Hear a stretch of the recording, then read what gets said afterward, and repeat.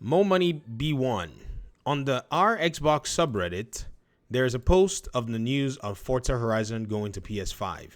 Most of the comments are lamenting the death of Xbox. It feels like those guys were holding out thinking that Microsoft was going to keep same game exclusives, when in reality they aren't. Multiplat for all publishers is going to be the norm going forward. Well, Mo Money B1. I hate Reddit, and I think you've just given me what I needed. And for those who may be in the blast radius, well, good luck. So two things converge, Reddit and exclusivity, that I'm not a fan of. Now, call it what you want, but this is a move that I am a champion of. I have been wanting for Xbox to take its games to PlayStation and any other platform where it can make money. All of this talk about exclusives and all that, we've all seen it wash away as Xbox cannot catch up with the consoles. Xbox cannot do anything to basically out-console PlayStation at this current moment other than providing value. It is now paramount that they take their games and go serve it up. Let's see for real if these so-called Xbox games are trash, as the PlayStation fan base has categorized their games. So it will be nice to basically get them to, get a taste of these games and get their judgment and get their reviews. Forza Horizon going to PlayStation allows for them to basically open the door for a new audience, and the game is almost some sort of a live service game. There's another thing a lot of people are not necessarily thinking about, another nexus. And so now you're going to have crossplay, going to have this particular community building, and the Sea of Thieves Trojan horse tactic that pretty much took place is more than likely going to take place again. In my opinion, if you've been taking note of what the business strategy has been, you'll realize that the value proposition is the main thing. Shout out to the video and Facebook community. You guys are getting featured very, very well today. Marvin said to me, he pointed this particular quote from Edward de Bono, where he says, companies that solely focus on competition will die. Those that focus on value creation will thrive. Well, PlayStation also wants to give this value creation, so it's trying to tempt its PlayStation users to possibly get a PlayStation account to play Marvel Spider-Man 2, so that if you do so, you'll get extra skins. This is the idea. Now, this game, I need to make a separate video for you. I'm quite surprised because I was starting to, get some warm-hearted feelings for you, but you didn't do right yet. So, this user said, the Master Chief Collection blog post is going to be a final breaking point. People going to hold out until the bitter end. Breaking point of what? You're going to leave your Xbox library and go buy another console to play what?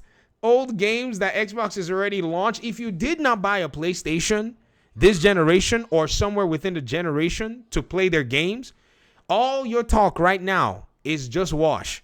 Or maybe you're just too late. Or maybe you were holding on to some console war that basically made no sense all of this while. And I think for many of these folk, this wake up is actually very good. And I'll show you numbers. Again, this is the one thing about me is when we finish all of the talk, I'd like for you to see some numbers to see how things going. This person said, I don't generally like, driving games. However, Forza Horizon is an amazing game.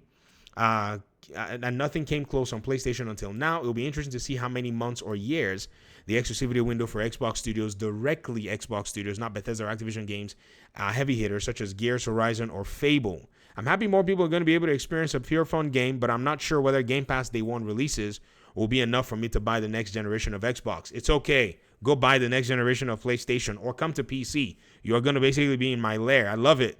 Don't get me wrong. I love Xbox. Okay, whatever.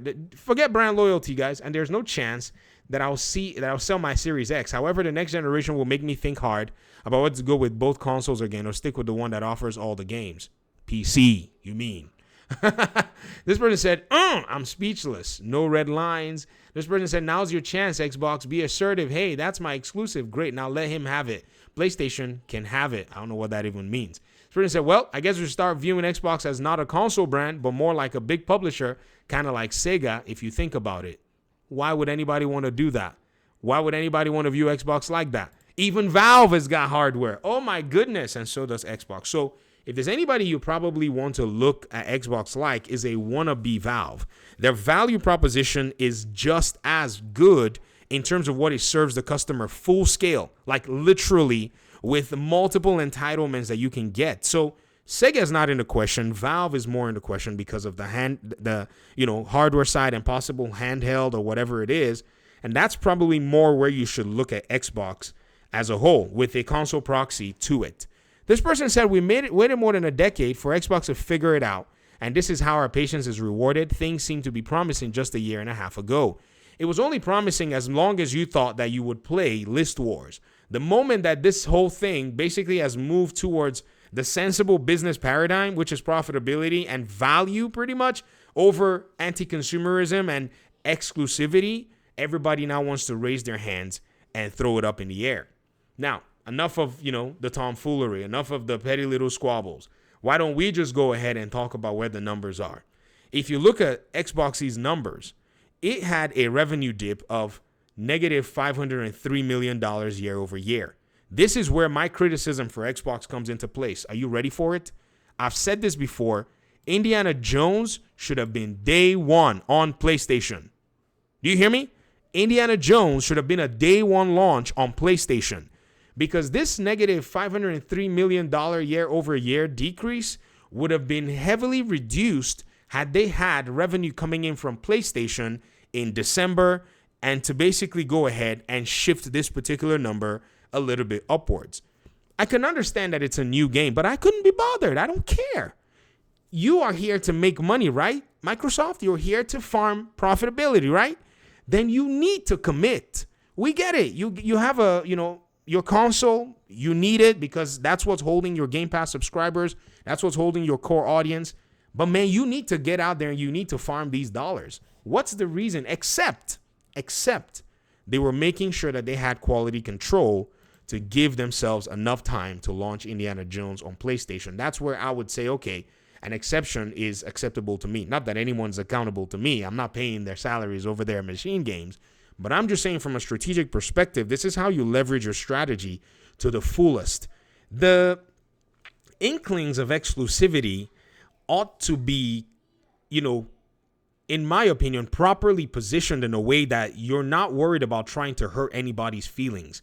All this talk about feelings is what's basically put us in this position where now we're bereft of value at the end of the day. So feelings is not going to pretty much keep these studios alive. These studios will die if their games don't sell. And that's just the truth.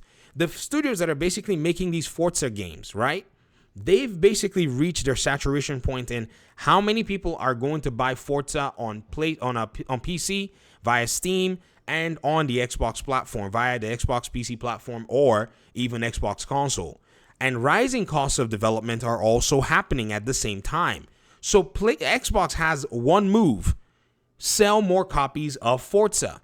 If they cannot go ahead and sell it at the wharf or at the warehouse to people who don't even know what Forza or care what it is, then they go sell it to people who have a machine that can also play Forza. And that's the goal. When these sales now start trickling in, the studio now has a way forward to be able to say, okay, we're seeing sales and we can now stay open and crank out the next Forza and make money. Simple as that.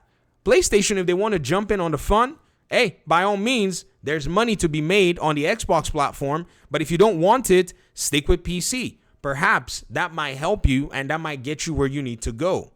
This is basically how the gaming industry has shifted. And if you're an Xbox fan, you might be mad at me, but trust me, I am not the problem. Don't be mad at me. The market is the one that's dictating all of these forces.